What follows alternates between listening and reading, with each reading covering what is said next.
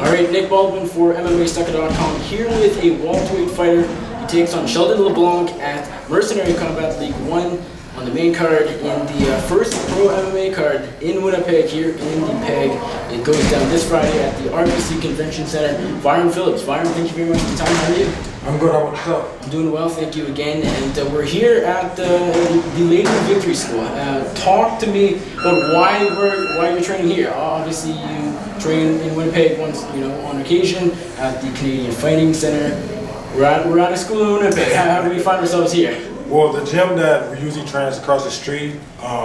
We're getting a new gym, a bigger gym, so we had to leave that gym across the street to come here temporarily until our gym get fixed on. So it ain't the best place to be, but when you're a fighter, you can fight anywhere. It's a colorful background. You can't complain. Nope. And it's a basketball school too, so that goes like my basketball roots, right? Yes, absolutely.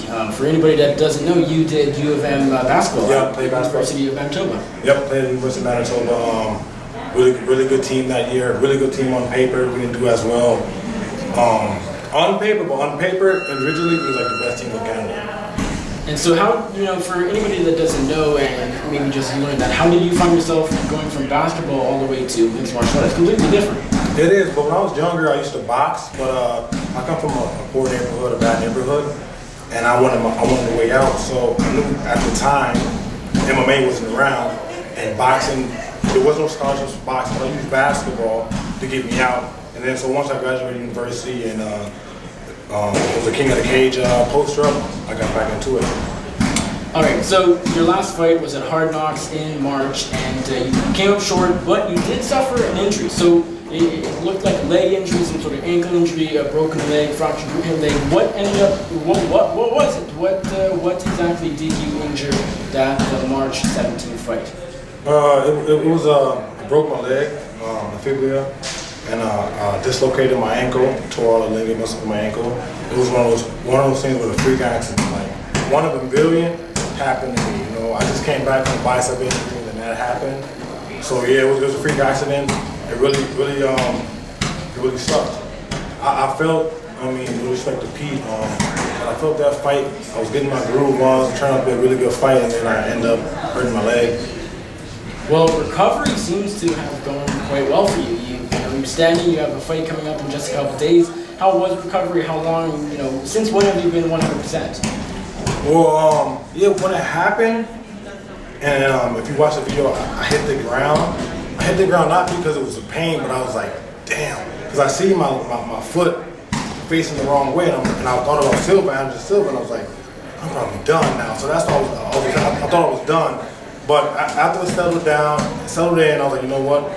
It's another stepping stone. I'm gonna get back in the horse. So I got the surgery like 3-4 days later, and it's been working hard to get back into it. Eating healthy, pushing myself. I'll say I was on bed rest for about a month. After that month, I took my time, but I pushed myself really, really hard to get back to be able to walk. Well, it sounds like the leg injury, the leg break, motivated you more than anything. It doesn't sound like you were down and out. How long, you said yourself that at the very moment it happened, you thought you were done. You thought about former UFC middleweight champion Anderson Silva, and he did come back, but also he sat out for over a year. When did you realize that, no, you're not done, and that this is just extra motivation and that you would come back eventually? I just knew that everything I've been through in life, I know I ain't the only one with a sad story or history of violence, but I just know everything I've been through, and then the bicep, and then get knocked out on national TV from Roy Jones, and I was like, this ankle is not gonna be into me. No way I'm going out like that. No way. I'm going out on my terms. So that was my motivation, and my fire was that's not gonna be the last time you see me is breaking my leg in a fight. No way. Speaking of the Roy Jones Jr. fight, it was way back in March of 2016, so about a year and a half from now. When did you hear anything from your fight afterwards? Because I know your fight was planning on putting on maybe another show, maybe a couple other shows. It seemed like it'd be a bit of a routine, and yet, the card you headlined against Roy Jones Jr. was the last fight. Did you hear anything after from your fight, or completely silent? Yeah, it was supposed to be. You know, the funny thing was, it was a guy who came in second for the votes. It was supposed to be, and he was disappointed that I got the votes. So it was supposed to be a fight between me and him. It was been the next George Show fight, but it didn't happen. I don't know what happened with that. I wish it would happen. I'm still ready. I'm still down for that fight. Well, you were, of course, born in Minneapolis, correct? You were born in Minnesota, and here we are in Winnipeg. You're training here in Winnipeg. How often do you train in Winnipeg? Do you, where do you live when you're not here in Winnipeg? And talk about living here in Winnipeg. How does that all work? What's your schedule as far as where you're living? Well, I got to do a internship, so I'm from Minneapolis, and I do, when I'm back home visiting family, I do train there. I train with Greg Nolan at the academy, the gym I believe Brock Lesnar used to train at. Greg's a phenomenal coach. But like I said, I went to school in Winnipeg. I love the city here. The coach here, he was the first coach. I went pro from Winnipeg, so I was an amateur, 8-0, came to Winnipeg, and I went pro from here. So this coach has been with me for my whole career. I do cross-train at other gyms because I find that you can't get everything at one gym. I know back in the day was, you gotta get this one gym and not that gym, but I'm kind of like a Bruce Lee philosophy. I believe in no way is a way. I believe in you can always learn. I believe that fighters should always be developing and evolving. If that's going to a different gym, go to a different gym because we are our fighters and we might fight in the future. That's our business. It's okay, but don't be afraid to go to the gym and train and get different perspectives on things. What are the other gyms you're training at right now? Well, in Winnipeg, Curtis has allowed me to train there. Ever since I got to Winnipeg, he's always been good to me. I did fight a guy from his gym, Milko, but he's always had welcome arms for me. So I train there. A couple guys there I'm really cool with, Mars and George. Love those guys. And yeah, so I go there and cross train over there. And then when I'm in Toronto, I train with Zuko Joe in Toronto. And Justin Bruckman, who has my back since day one. I haven't been to this gym in a while, but he's one of the guys that outside of the fighting in martial arts, he's there for me. Same with Giuseppe Johnson. Outside of the fighting, he's there for me. So if we clash heads or have disagreement in martial arts, so we're always, that family is always there. Well, you of course have this fight coming up on Friday, just a couple days away at Mercenary Combat League. How did this come together? Of course, your first fight in Winnipeg, your last fight in Winnipeg was the last card in Winnipeg, way back September 2014, almost 3 years ago. As of Friday night. How did this all come together? Well, for MCL, for Andre Pavlich and everyone at MCL, from your perspective, was it kind of just a no-brainer to have you on the show? Yeah, I trained with him back in the day when he fought. I don't know if he retired, but when he fought, so we trained together, and we always like with me. I'm an easy guy to get along with. When it's time to fight, I fight. But outside of fighting, I'm a good dude. So me and him clicked, and he told me a while ago he's thinking about having fights. I said, wow. So it was a rumor, and I was like, hey, you're gonna have me on the card. I am known to be a huge ticket seller, so that's one way to get me on the card. And I'm excited. I'm excited to fight. With me, I'm gonna come to fight. I'm gonna come to fight every single time. So it's a no-brainer to have me on the card, especially in Winnipeg, where I have a huge fan base, and people know what they get when they come and watch me. How excited are you to be fighting in, I guess, with it's not your hometown, but you stay here a lot, you've been here a lot, you fight pro at Winnipeg. How cool is it to be fighting once again in Winnipeg? As I said earlier, it's been a little while. I love it, man. I was saying back in the day they had more fights here. I'm excited to get back in there, man, just to prove that I'm not done, and just to prove that I am a top contender. I believe I'm number one. I believe I'm always overlooked. I believe I'm flying on the radar. I believe that this opponent took this fight thinking that it's an easy win. He wants to wrestle. So I'm just happy to get back in there and just do what I do. One thing I'm gonna do this fight is when I first started my career, I was vicious and finishing everybody. And then I heard the rumors about, can Vyron go 3 rounds? Can Vyron be technical? Vyron can't be technical. He's an explosive fighter. So I started purposely going 3 rounds on purpose to prove I had the gas that can prove I can be technical.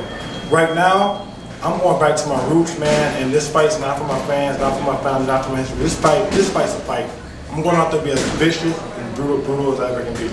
Have you been happy with MCL? I don't know how much you've had to talk to them, or is it, or whether it was just signing the contract and that was that. Now you're just training. So far, you haven't fought yet, but have you been happy with how MCL has treated you? Yeah, I am pretty happy. It's the first show, so obviously they gotta work on some things. But if you message them, they get back to you right away. If you call them, they pick up every single time. They listen to opinions and advice. So I'm very happy. I'm glad I'm on their first card. It's not gonna be their last card, and I'm pretty excited. Do you feel like this will finally be the organization that's to stay in Winnipeg? I know there has been organizations going years back that had numerous shows in Winnipeg, but nothing frequently for many years. Do you feel like MCL can be in a long-standing organization here? I think so too, but the thing is, it's up to the fans and the local people to support us, because you can want to continue, but if you don't have the fans and people coming out to the fights, they can't stand me. So I would say to you guys out there to come and support this show. I'm selling tickets. I still have tickets, 4-row seats. Go online.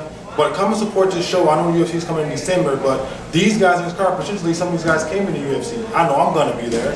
So come out and support the local guys, support local talent, support local promotion.